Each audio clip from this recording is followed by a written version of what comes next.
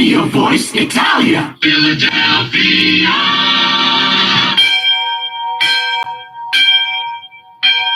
Class is now in session.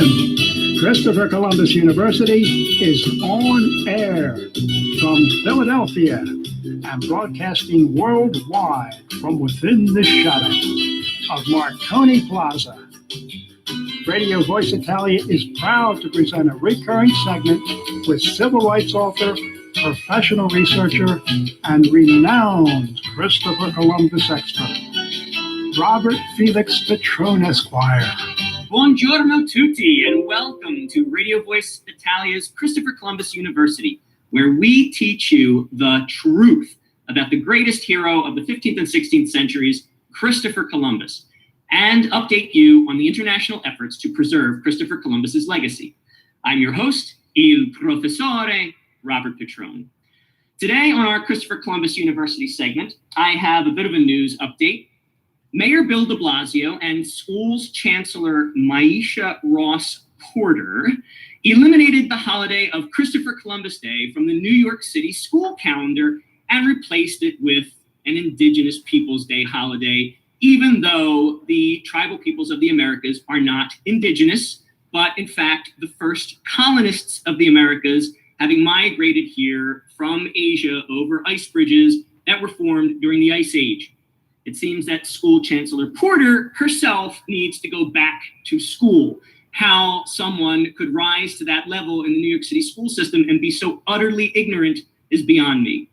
On May 4th, 2021, Congressman Thomas R. Cites wrote a letter to the New York City school chancellor opposing the New York City Department of Education's atrocious act and demanding, quote, information as to the process used to arrive at this decision, end quote, and that Christopher Columbus Day, quote, not be removed or replaced. On May 5th, Governor Andrew Cuomo finally chimed in, pledging to keep Columbus Day on the state calendar and blasting the New York City mayor and his school chancellor for the replacement. During a briefing in his Manhattan office, Governor Cuomo queried, why do you feel the need to diminish the Italian-American contribution to recognize the indigenous people's contribution, calling the decision to eliminate Columbus Day destructive and unhealthy for the body politic? He added, you can have an Indigenous Peoples Day without intruding on Columbus Day, and that is the spirit of New York. State Senator Joe Adabo of Queens said he'd gotten a phone call from School Chancellor Porter early May 5th with an apology, but no effort to renege on the offensive policy eliminating Columbus Day from the school calendar. Senator Adabo, a former chair of the New York State Italian Americans Legislative Conference, commented, there was no transparency at all. They tried to do this in a sneaky way. I told the mayor and chancellor's people they have to put Columbus Day back. On May 11th, 2021, the Conference of Presidents of Major Italian-American Organizations, an umbrella organization of approximately 50 Italian-American organizations, at least one of which, Philitalia International, has chapters abroad, organized a press conference at 52 Chambers Street in New York City, followed by a march to City Hall, and is holding a petition drive regarding the New York City school controversy. The Conference of Presidents is prepared to sue the New York City School Board, just as it and other plaintiffs have filed a federal civil rights lawsuit against the city of Philadelphia and its mayor for similar acts of damnatio memoriae against Christopher Columbus and discrimination against Philadelphia's Italian-American residents. State Senator Andrew Lanza has drafted a bill to restore Christopher Columbus Day to the school calendar. We'll see how that fares. And I hasten to point out that all of this is going on despite the fact that August 9th is already Indigenous Peoples Day.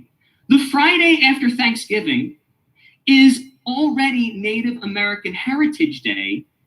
And the entire month of November is Native American Heritage Month. Now, misnomers aside, you already have at least 32 days dedicated to the tribal peoples of the Americas, and they're still eliminating Christopher Columbus Day and replacing it with yet another day.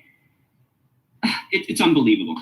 All right, well, ladies and gentlemen, that concludes our update, but today, lesson 3 is going to be our first substantive lesson about Christopher Columbus. episode 1, or lesson 1, if you will, was about me. I told you a little bit about myself, who I am, why I'm knowledgeable in this area, and why you should believe the things I say.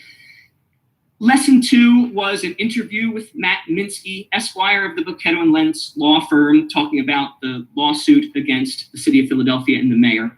And you can hear both of those episodes archived at Radio Voice Italia's website. Today, however, we're finally going to get to some substantive material about Columbus himself. So I'm going to start the class by giving you a bit of homework. Now, of course, there are no grades in Christopher Columbus University. There are no tests. But if you really want to get the most out of these lessons, I urge you to do the homework that I'll assign to you. And so your first bit of homework is to read History of the Indies by Bartolomé de las Casas. It was originally written in Spanish, in 15th century Spanish, and was 3 separate volumes. There is an abridged version translated into English by a woman named André M. Collard, Collard. Looks like Collard, but I think in French they pronounce it Collard. It's published by Harper and Row Publishers. It's 1 volume. It's all 3 of the books, Tomo Uno, Tomo Dos, and Tomo Tres, all bound together as one. The ISBN number, if that helps you, it used to be a 10-digit number. Now it's a 13-digit number. The 10-digit ISBN is 006-131-5400. That's 006-131-5400. And the new 13-digit ISBN number is completely different. It's 978-006-131-5404. That's 978-006-131-5404. Get your hands on a copy of that book and read it for yourself, so you don't have to just rely on me. And you can see for yourself that the primary historical sources absolutely demonstrate that none of the atrocities attributed to Christopher Columbus are true. He never committed any acts of racism, rape, maiming, murder, genocide, slavery. Those atrocities were committed, you will read, by the arch nemesis of Columbus, Francisco de Bobadilla.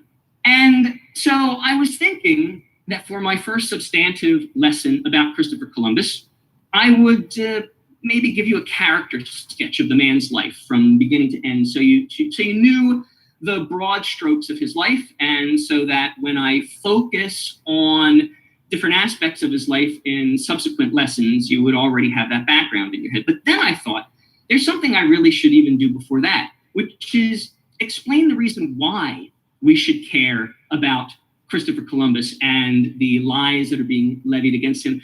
I think it's important that you care about the man. And so you may care already because of ethnic pride, let's say. He is from Genoa and you are an Italian American, and that may be enough, and that's fine. There's nothing wrong with that, but that's hardly the real reason why we should care. You may also care because you are a patriot and you consider him an icon of Western culture, or perhaps even the greatest hero of the 15th and 16th centuries, and that's great too. But there's even a bigger story. Everyone who cares about people, who cares about fairness, who cares about civil rights should care about Columbus, because he was the first civil rights activist of the Americas. And you've heard me say that a number of times, and today I'm going to tell you why.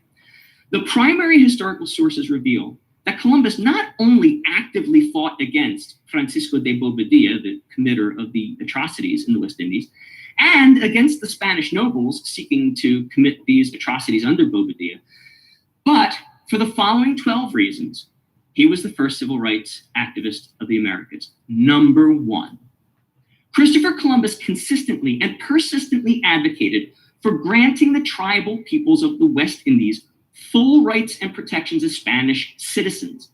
That comes right out of the letter of Christopher Columbus dated February 15th, 1493, stating that the crown should give the tribal peoples of the Indies, quote, the love and service of their highnesses and of the whole Spanish nation, end quote. Did you hear that? The love and service of their highnesses and of the whole Spanish nation. Does that sound like a man who's committing genocide? He's counseling his superiors, his lieges, to show love and give service to the tribal peoples. You can find that letter in History of the Indies. It's Columbus's journal entry of October 14th, 1492, where he suggests that the tribal peoples be made subjects of the crown, which would grant them all of the rights attendant thereto. Number 2, Christopher Columbus sailed the Caribbean on his second voyage, rescuing Taínos from capture and enslavement by the flesh-eating Carib and Canib tribes, thus creating the first underground railroad of the Americas. Now, this can be found in the epistolary account of Columbus's second voyage, written by Dr. Diego Chanca. And it can also be found in Columbus's journal entries describing his second voyage, dated 1493 through 1496. He also, by the way, continued that underground railroad in the years following, when the Spanish nobles, they were called the hidalgos, began to rebel against Columbus and disobey him and force Taínos into servitude anyway against Columbus's orders. So every time he went back to Spain, he took some willing enslaved Taínos with him to be baptized. And here was the loophole. Because baptized people could not be enslaved in Christendom. So he outwitted the hidalgos by taking these Taínos willingly back to Spain, had them baptized willingly, and they were no longer enslaved peoples. So every time he went back to Spain, he did this. And that was the continuation of his Underground Railroad. Number 3, Christopher Columbus actively fought the violence of the imperialist expansion of the Crown of Spain, at times going as far as to interpose his body between the swords of conquistadors and resistant islanders. And this can be found in History of the Indies, Book 1, Chapter 92, recounting Columbus's freeing of the tribal people arrested and maimed by Alonso de Ojeda, saving their lives from Ojeda's bloodthirst. Read it for yourselves. Number 4, Christopher Columbus highly regarded the Taínos he found in the New World, characterizing them as intelligent, trustworthy, beautiful, and the makings of, quote, good Christians. These are his words, not mine. You can find these characterizations in Columbus's letter to the Crown of Spain in too many places for me to cite here. Number 5, Christopher Columbus promoted peace in accordance with the 10 Commandments and the scriptures he held in such reverence. He was a very devout Catholic. And you can see all of the entries in his diary recording his contact with the tribes, all of which, I'll repeat that, all of which were peaceful and friendly. The entries are too numerous to list here, but are corroborated in Book 1 of History of the Indies, and too many places for me to cite. Now, that's not to say that there weren't aggressive or antagonistic or violent conflicts between the tribes and the settlers, but whenever Columbus was involved, all contact was peaceful. Number 6, Christopher Columbus intervened always as a pacifying force against the greedy and entitled Spanish nobles who defied his prohibitions against enslaving the tribal peoples, revolted against Columbus's governance in response, and indulged in mutual hostilities with the tribal peoples against Columbus's direct mandates for peace. Christopher Columbus's influence as a pacifying force can be seen in books 1 and 2 of Historia de las Indias, all through. Number 7, Christopher Columbus maintained friendly, peaceful, mutually beneficial relationships with the tribal peoples of the Americas, the overwhelming majority of whom considered Columbus a good friend and a welcome newcomer. Read Book 1 of Historia de las Indias and read Columbus's journal entries recording the first contact with the various tribes during his first and second voyages. You'll see for yourself. Number 8, Christopher Columbus provided testimony to the court of Spain, resulting in the deposing of Francisco de Bobadilla, the real perpetrator of the atrocities in the West Indies. You can find that in Historia de las Indias, History of the Indies, Book 2, Chapter 3. Number 9, Christopher Columbus spent the latter half of his fourth and final voyage working to depose Bobadilla's successor, Nicolás Ovando, who continued Bobadilla's atrocities in Columbus's absence. Columbus did this in defiance of the crown's mandate to not even visit Hispaniola and not to free any more slaves, because, as I said, he kept bringing them back to Spain to be baptized and emancipated, and then the crown didn't know what to do with these people. And they also told him not to even bother Ovando. You can find all of this in Book 2 of History of the Indies, Chapter 36, recounting how Governor Ovando prohibited Columbus from coming to Hispaniola, but Columbus showed up anyway to confront Ovando in his own court. Number 10, Christopher Columbus successfully petitioned the Crown of Spain to enact the first civil rights legislation of the Americas, forever securing an impregnable decree from the highest authority protecting the tribal peoples from enslavement or any other mistreatment. It read, and I quote, "All the peoples, the Indians of Hispaniola, are to be left free, not subject to servitude, unmolested and unharmed, and allowed to live like free vassals under law, just like any other vassal in the kingdom of Castile." Did you hear that?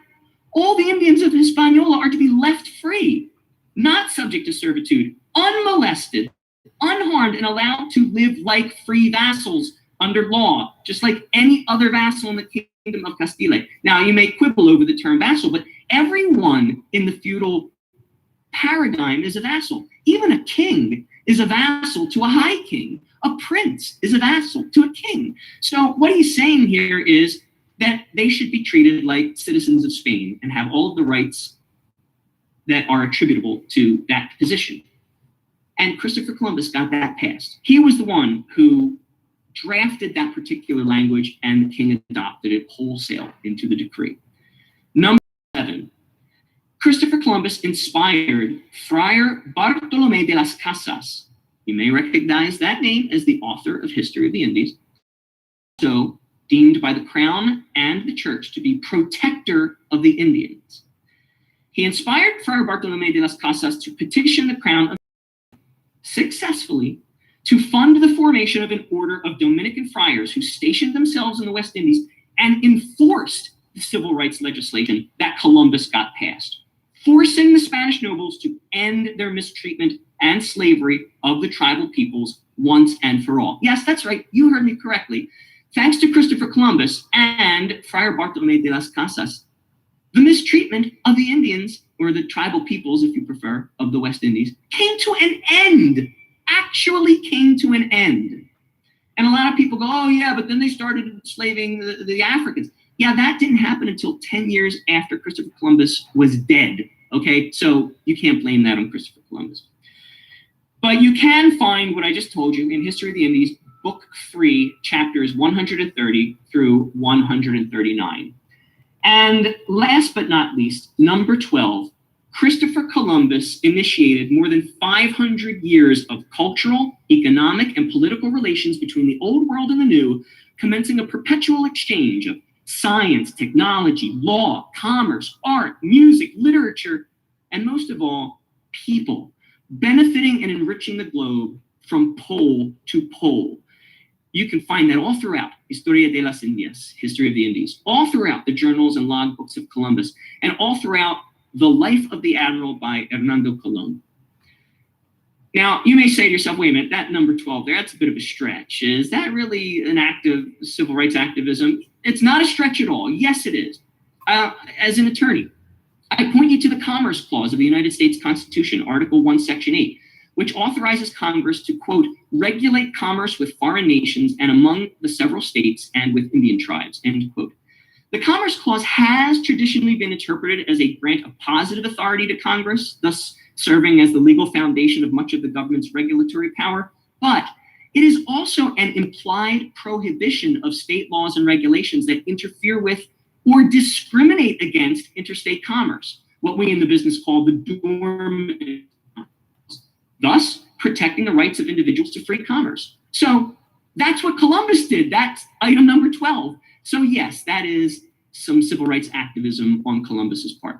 Now, the false narrative to the contrary, relied upon in error by Columbus detractors, was first published by Francisco de Bobadilla, whom I mentioned in item 8 above, in an attempt, which unfortunately proved successful, to unseat Columbus from and usurp from him the office of governor of the West Indies. But Columbus categorically defeated all of Bobadilla's libelous claims in a court of law with the same evidence and testimony that resulted in the subsequent unseating of Bobadilla from the viceroyalty of the West Indies that Bobadilla had usurped. Now, Columbus didn't want to go back to governing those recalcitrant hidalgos, but he at least did defeat that slander. Bobadilla's libel was relegated to the trash bin of history for 500 years until self-proclaimed Marxist, self-proclaimed anarchist, and pseudo-historian Howard Zinn resurrected Bobadilla's debunked writings, relying on them as newly discovered data for the first chapter of his polemic, The People's History of the United States, which, by the way, cites no sources and will debunk Howard Zinn's chapter on Columbus in future lessons. Don't worry. The primary sources, however, including Historia de las Indias, History of the Indies, written by the mouthpiece of the tribal peoples, Friar Bartolomé de las Casas, contemporaneously with the settlement of the West Indies and in his capacity as the official protector of the Indians, prove Bobadilla's and Zinn's writings to be false. Now, the perpetration of these lies in the 21st century, particularly in the form of government policy, educational policy, despite what we now understand from the primary historical sources, constitutes not only a master stroke of ignorance, not only a regression into the divisiveness and ethnic sectarianism from which Western culture has far evolved, also a failure to govern and educate morally and democratically, placing such perpetrators among the liars, villains, and misanthropists of history. Now, I have a word to you liars out there in government and in the educational systems. This radio program is global. And when it's finished, however long from now that may be, I'm going to see to it that it is cataloged in the Library of Congress. That means as long as the United States of America stands, this radio program will exist. And every time one of you liars in the government, in the news media, in education, tells lies about Christopher Columbus in print or on video, I'm going to read your lies on this program, expose you as the liar you are, and destroy your lies with factual historical record. So that's a promise that you can take to the bank. And so unless you're prepared to personally destroy the entire United States permanently, prepare for your lies to be destroyed permanently. Tell your friends. Well, that got dark pretty fast. But it had to be said because the world falls apart when you don't tell the truth. And the truth is that Christopher Columbus was the greatest hero of the 15th and 16th centuries and the first civil rights activist of the Americas. And that's today's class. For more news, articles, and resources about Christopher Columbus as the first civil rights activist of the Americas, icon of Western culture, paragon of Catholic virtue, and greatest hero of the 15th and 16th centuries, visit preservecolumbus.us. That's Preserve Columbus, rendered as one word, .us. And post a little note of appreciation for our webmaster, Tom LaCosta. I'm il professore, Robert Petrone. A presto! The Jersey Shore has fun and sun, sand and sea, and Radio Voice Italian.